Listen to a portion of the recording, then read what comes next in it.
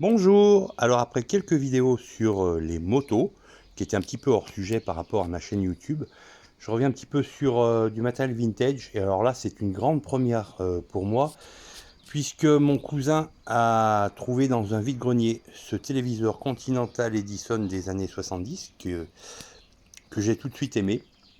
Et alors, donc la nouveauté pour moi, c'est que j'ai l'habitude de réparer des jukebox, enfin tout ce qui est audio. Et là, je me suis lancé dans la télévision.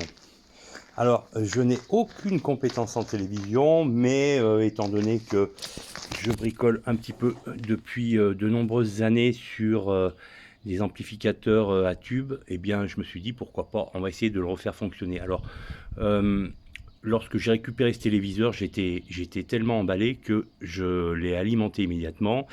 Il s'est mis à sentir le chaud très très fort, et puis j'avais pas d'image. Voilà.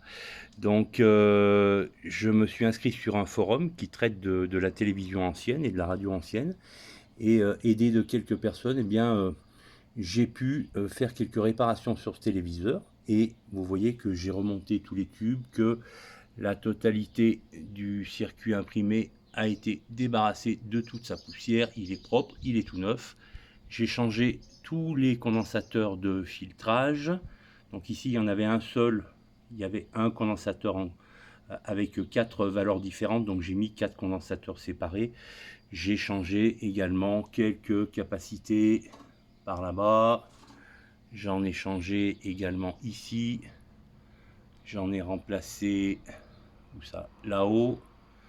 Voilà, j'ai remplacé quelques résistances qui avaient pris un sérieux coup de chaud. Et je suis prêt à appuyer sur le bouton. Voilà, alors je ne sais absolument pas ce qui va se passer. On va faire ça en direct live. Donc j'ai raccordé la prise ici et il me reste à appuyer sur le bouton. Alors ça va peut-être tout péter ou alors je vais avoir de la neige sur mon écran, ce qui signifierait donc que j'ai à nouveau de la haute tension sur le tube. Donc je me tiens prêt à débrancher la prise au cas où ça prenne feu. Et donc j'appuie sur le bouton marche. Voilà, alors il faut que les tubes chauffent évidemment. Et nous allons voir ce qui se passe. Alors à savoir que les deux tubes que j'ai remplacés sur la THT sont des tubes anciens que j'ai trouvés dans un vieux carton. Et je ne sais absolument pas s'ils fonctionnent.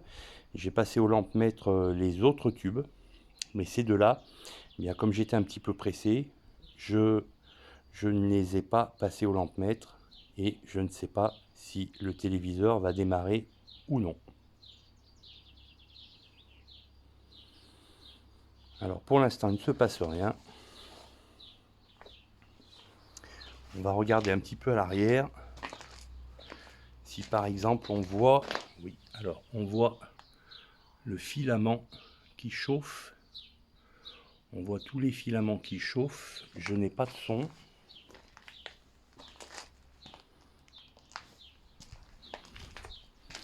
Et ça sent à nouveau très très chaud.